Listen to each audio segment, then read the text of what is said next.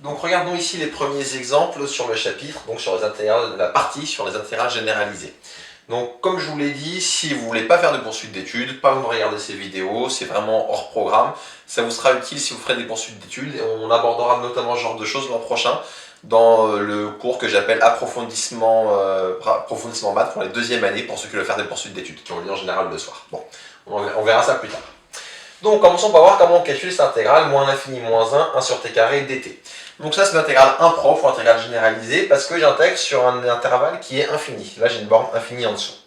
Donc comment ça va fonctionner? Si vous regardez la formule de course, ça va donner, on va faire la chose suivante. On se fixe un... Bon, on va prendre x positif, on mettra un moins devant. Hop. On va faire l'intégrale de moins x à 1 de 1 sur t carré dt. Ou bien alors, je crois que si je fais comme dans le cours, il me semble que j'avais pris intégrale de moins l'infini, j'avais mis x, j'avais fait tendre x vers moins l'infini. Donc je prends un x, on va quand même prendre plus petit que 1. Il me semble que dans le cours j'avais plutôt écrit comme ça.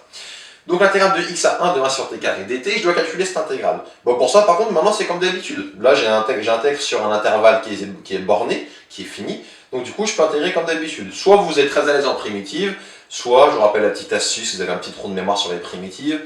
1 sur t carré, il faut toujours dire que c'est t puissance moins 2. T puissance moins 2 dt, donc une primitive de ça. Vous augmentez la puissance de 1, moins 2 plus 1, ça va donner du t puissance moins 1. Vous divisez par moins 1, donc ça revient multiplier par moins 1 ici. Entre x et 1, ça fait donc ici moins 1 sur t entre x et 1. Et quand vous calculez, ça va vous donner, en haut, vous allez trouver du moins 1 au numérateur. Puis vous allez faire moins et moins plus 1 sur x. Et vous allez faire tendre 1 sur x vers moins l'infini. Donc quand x tend vers moins l'infini, cette quantité, cette limite existe, et elle vaut moins 1. Et du coup, vous en déduisez la chose suivante. Vous en déduisez que, où j'en suis, vous en déduisez que, ici, 1 sur l'intégrale de moins l'infini à moins 1 de 1 sur t carré, cette intégrale, elle existe, elle est bien définie, et elle vaut cette limite, c'est-à-dire ici, moins 1. Et ça termine ici la démonstration, le calcul de cette intégrale. Donc ça c'est pour la première remarque, pour la première intégrale. Regardons maintenant la seconde intégrale. Pour la seconde intégrale, je vais faire le même genre d'idée. Donc je vais prendre un x au-dessus de ma borne inférieure, sur x positif, ici. Alors pourquoi j'ai un problème? Encore une fois, j'ai un problème parce que j'ai un texte sur un intervalle qui n'est pas fini. J'ai une borne ici plus l'infini. Et donc je vais obtenir la chose suivante. L'intégrale de 0 à x de 1 sur 1 plus t au carré dt, ça va donner primitive de 1 sur 1 plus 1, je recommence, pardon. Primitive de 1 sur 1 plus t au carré, pour le coup c'est une primitive classique qu'il faut connaître, c'est arc tangente de t entre 0 et x. Ça va donc vous donner ici du arc tangente x moins arc tangente 0. Arctangente 0 qui vaut lui-même, pour quelle valeur la tangente vaut 0, c'est 0, donc ça vous pouvez le retirer, arctangente 0.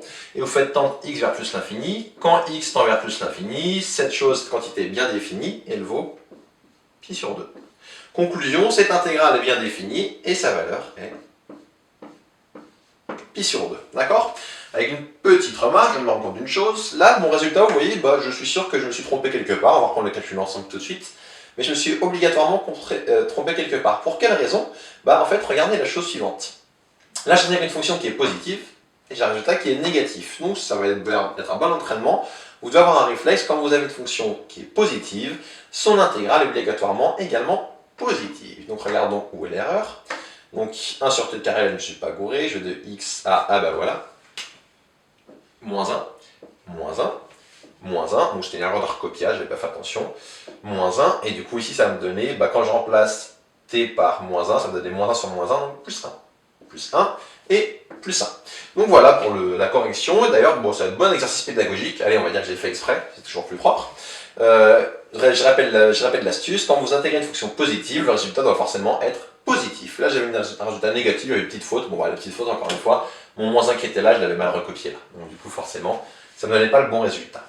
Donc voilà pour ces premiers exemples de calcul intégral. Allez, je vous fais d'abord une autre remarque pour conclure cette vidéo.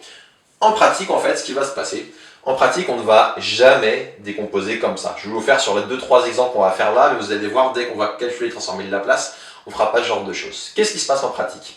En pratique, j'ai un catalogue de fonctions dont je sais qu'elles sont intégrables. Ça, pour le coup, c'est le cas. Tiens, c'est une intégrale de Riemann, vous l'avez dans le poly.